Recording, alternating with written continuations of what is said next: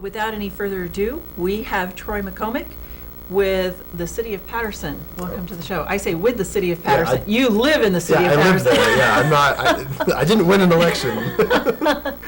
Not yet. I'm still young. That's right. You have your whole life ahead of you. Yeah, I really do. I'm only, I just turned 28. So I'm now 28 years old. Oh, I'm so sorry. Yeah, I'm 2 years away from 30, and somebody told me once that if you turn 30 and you haven't figured it out yet, you're not going to make it. Really? Yeah. So I'm like, that's not I'm true. like, I got 2 years to figure it out. Otherwise, I'm not going to make it. That's not true. No, not at all. There are a lot of people that I know that have gone from career to career many times before they're 30, and they haven't settled into what they're going to do until they're 35 or 40. But it would be helpful for income if you figure it out soon. Yes, it would. That's a big thing, but not the most important. Speaking of income in politics, is there any money in politics? There is, if you know how to politic correctly, which is knowing how to work for special interest and do their bidding. Then yeah, I didn't do that. That's why I lost. Now, if I remember right, you had the homemade signs. Yeah. For the grassroots, it was actually on a piece of 4x8 plywood, wasn't it? Yeah, I was expected to have those as dual purpose, as paintball bunkers after the election, and during the election to be signs. What's a paintball bunker? Okay, so I'm like a semi-professional paintball player. I say semi-professional because I don't know if I have the right to say professional paintball player. What is a paintball player? You ever heard of a paintball marker or a paintball gun? No, paintball gun, that's where you shoot and you get like on you. Exactly. Okay. Yeah. So I've been playing that. There's actually a career in that? There's money, yeah. The guy from Modesto, he won the World Cup a couple years ago, and I guess you won like $1 million. What? Yeah. It's weird. Well, if you win $1 million, does that mean that you're no longer a paintball player, but you're a paintballist? I think you're just a professional. Oh. You are just like the man. Like if you This win the is World Cup. the oddest thing I think I've heard in a whole year. a professional paintballer. Yeah, professional paintballer. That's my goal. That's why I started I started an LLC, Patterson Paintball Field LLC, and it's out in Patterson, and that actually inspired me to run for mayor. And so I bought up 2 companies. I went out of business because of the recession. I saved up all my money as a substitute teacher. I'm like, okay, I'm gonna have my professional paintball team. Where we're gonna beat the guy from Modesto because it's just, we're very ultra competitive. And so I tried everything and I couldn't get it open. And it turns out that I'm not a very good businessman or a politician or pretty much anything lately. But I'm trying, and that's the true confessions yeah, right here on Watch. Okay. Well, our hour is almost up, Troy.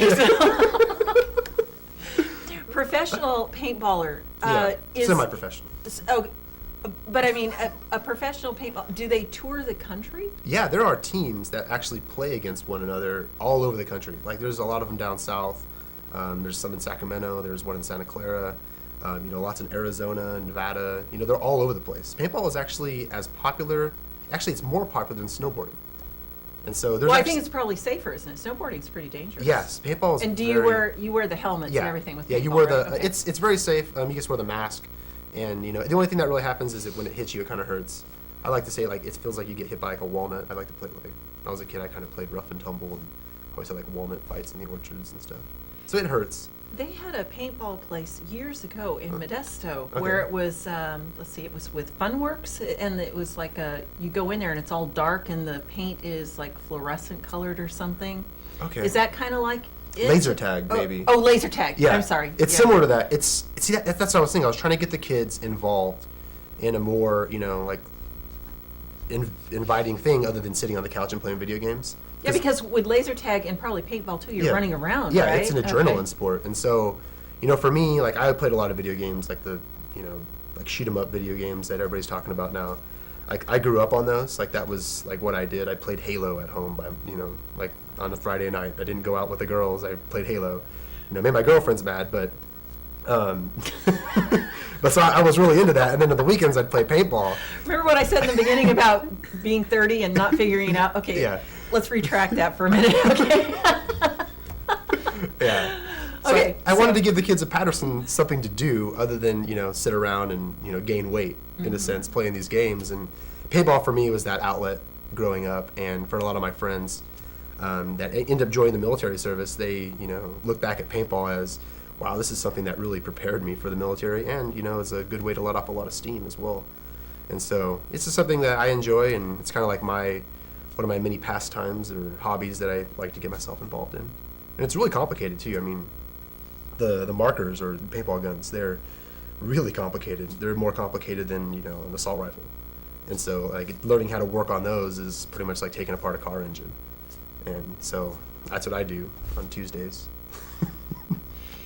Okay, so that kind of went a completely different direction than. Yeah. Yeah. So these, say you became a professional paintballer. Yeah. It would actually create income for you. If you were able to, like, it used to be on ESPN. Why? I don't know. Like, I guess it's cool to watch. I like playing it, like, I never really understood, like, watching it as something to do. Like, it's cool to watch. I mean, like, you can see how, like, everything goes in. I mean, I played against, like, Navy SEALs. And so, like, you play against, like, these guys that are really well trained, and, you're shooting at each other. And I guess maybe it was too violent for TV or something. I don't know. But they took it off ESPN. I guess it didn't have it didn't fit their demographic. I don't know what it didn't do, but yeah, there's money to be made. There's lots of sponsorships. It's a really big industry. There's a lot of money, especially down south. And you're trying to bring this to Patterson, or you Yeah. have? Do you have a building? No, already, it was, or- I leased 2.5 acres of land at a sports complex where there used to be a paintball field. Like when I was a kid, there was a paintball field there. And I wanted to bring it back. And so I bought synthetic turf, like 9,000 square feet of synthetic turf. And, I was going to lay it all out. And so I developed all this land. The turf is out there. It's waiting. But the city of Patterson canceled my lease. I think they wanted a little bit of that special interest money that I wasn't willing to give. And so I decided to run for mayor and decide if I can't do it this way, maybe I'll just, if you can't beat them, then join them. And so that was that's one of the reasons I ran for mayor. Probably the more personal reason, other than, the bad streets and the sheriff and all that. But yeah. But I've been doing lots of research in Patterson. There's the school board right now. There's an interesting thing going on. It's there's a California Voting Rights Act, I think it was. It's passed in 2001. But what's going on, there's a lot of lawyers that are going around and suing school districts. It's happening in Modesto and Ceres. And they've already sued these school districts because they haven't been representing the minority groups properly. And they've had to pay out money. Like, I think it's like $3.4 million. And who are they paying it out to? The school districts have to pay these lawyers because the lawyers have it written in. It's part of the act that when the lawyers sue, they get to pay their lawyer costs. And so currently Patterson is undergoing a similar situation where there's a 7-member school board right now, but the school district is thinking about going to a 5-member board to represent the minorities better. However, it's kind of like up for grabs right now. So there's a meeting tonight at 7 in Patterson to talk about this kind of what's going to be happening. But to me, it seems kind of like a preemptive way to stop like a lawsuit from this 2001 law that California legislators had passed. But it sounds like they're already getting sued. It sounds like it. It's so like in Modesto they did that. Modesto they had a 7-member board for the school board, and Patterson has a 7-member board. Same with Ceres and Turlock. But all the other schools they have 5-member boards. And so currently they're just because I looked at that, I'm like, what's the big deal? Why is this important? And I'm thinking, I'm like, well, I think there's that law that has to be met, and if not, then they'll be sued and they'll lose all that money. So the children will lose out and it'll go to the lawyers, and so that. But it sounds like it's already going to the lawyers. I don't know if that's happening in Patterson yet. I guess that's just me looking at the law and looking at what Patterson's doing, because it's been going up and down the valley. Like I think it started in Madera, it happened in Modesto with these lawsuits taking place, and so I think that might be going on next in Patterson or somewhere, like somewhat similar to Patterson, but definitely in Patterson because they're changing the way that the demographics are being voted on.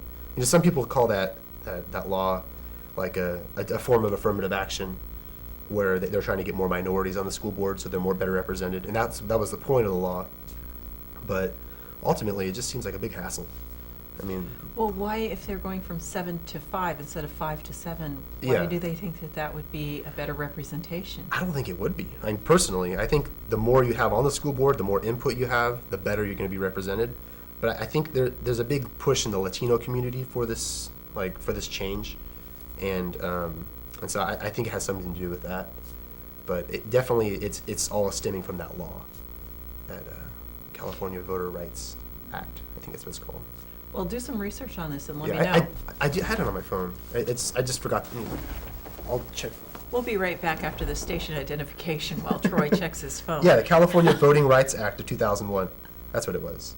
So it was a law, and it's hurting our school districts. So I think it's one of those laws that they passed and no one really knew what was going on. It was 2001 that it passed. That was, not a lot of stuff was going on back then, except for the Condit scandal and the September 11th attack.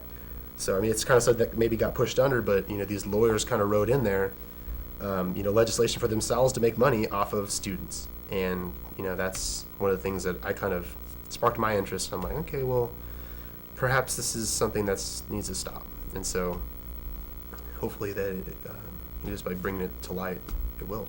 Well, who is talking about changing it from 7 to 5? It's not the county, is it? Would it be the county, Stanislaus County School Board? It's the school superintendent himself. Oh, so I see. they've already drawn up the maps and they put on the maps too where all the current school board members live, and where they would fall into this demographic, because they kind of drew Patterson up.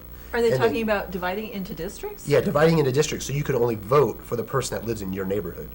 So say I live in this little zone, I could only vote for that person. So it's kind of like gerrymandering almost, of saying I could only it's because right now it's an at-large election, and so it's not representing the full ethnic groups that are in Patterson, and so that would allow them to be sued according to that law.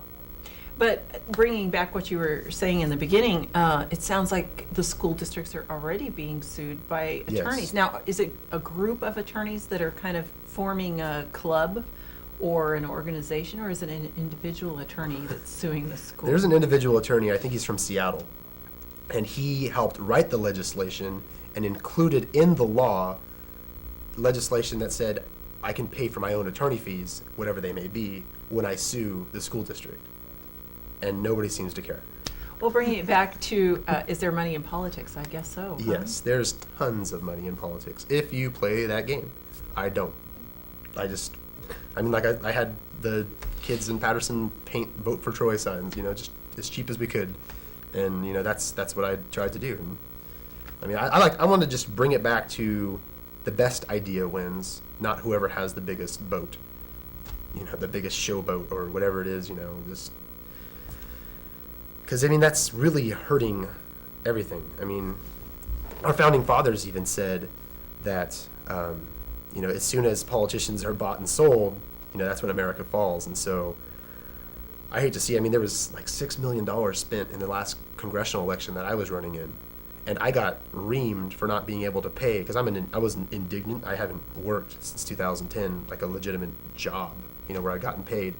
And so I filed indigent, I have a hard time saying that. I'm indignant, but I filed indigent. I was going to say, I didn't know that was a category on the forms that you could pull pay. Because I read, I had a mountain of paperwork like this to go through, and, being the honor student that I am, I read through everything, and I found if you file as an indigent candidate, then you don't have to pay the filing fee associated with running for Congress. So I filed that, and then they made me pay a payment program, and I wasn't able to pay the last payment, so they put me in collections. So now I owe money to the tax collector for running for Congress because I didn't play the political game. So now they're putting me in debt for running for Congress because I didn't want to take money from anybody. Sounds like a big hamster wheel to me. Yeah, I feel like David against Goliath. I don't even know what Goliath looks like. I don't really. I have a sling maybe. I don't know. It just. I don't know. It feels like I'm up against this big political machine, and the only way to stop it is just by throwing a wrench into the gears. And maybe I'm just that monkey to do that. I don't know. So. Well, tell us what your plan is for the run for mayor before you leave tonight. Okay, so in Patterson, there's a mayor election every 2 years. And so currently I'm just, talking with citizens of Patterson and, You know, if enough of them say, you know, we want you to run, it takes 20 signatures to get your name on the ballot. That's all? That's it. Just 20? 20 signatures. You Oh, know, you wow. don't have to pay nothing. You just, you know, the job doesn't pay anything. But you have to pay off your other debt first before you can pull your Yes, papers. of course. So Yes. that's why I'm looking for work and trying to, you know, find a job. I'm getting interviews, which are good, but you know, it's a tough job market out there, especially, you know, especially for college graduates. I couldn't imagine the kids just graduating and how tough that must be. I mean, I graduated in 2007 from college, and it's still tough. And you're a scientist, right? I'm a scientist. Like I worked as a research and development scientist in a chemistry lab developing chemicals, and that was one of my jobs. I've had many, so I had to fight for this, just as Jose Hernandez had to fight that he was an astronaut, and he's a previous astronaut. He's not in space right now, but I had to fight and actually tell the Secretary of State of California that I am a scientist, a teacher, and an entrepreneur, and I had to argue that point pretty feverishly over the phone for a couple days, and you know I was able to put that on my on the ballot, and so yeah, it's a fight. It's definitely going for politics is going for broke, and sometimes I think that's what it takes, especially when you want the Constitution to be upheld. Well, it sounds like, without putting it too bluntly, you're a glutton for punishment. That's why I you play know? paintball. The pain feels good. I like it. Well, then running for politics is good for you. Yeah. Well, thanks, Troy. Thank you, Athens. And quickly, give us your website or Oh. how we can contact you. My name is Troy McComak, and my website is mccomak.com.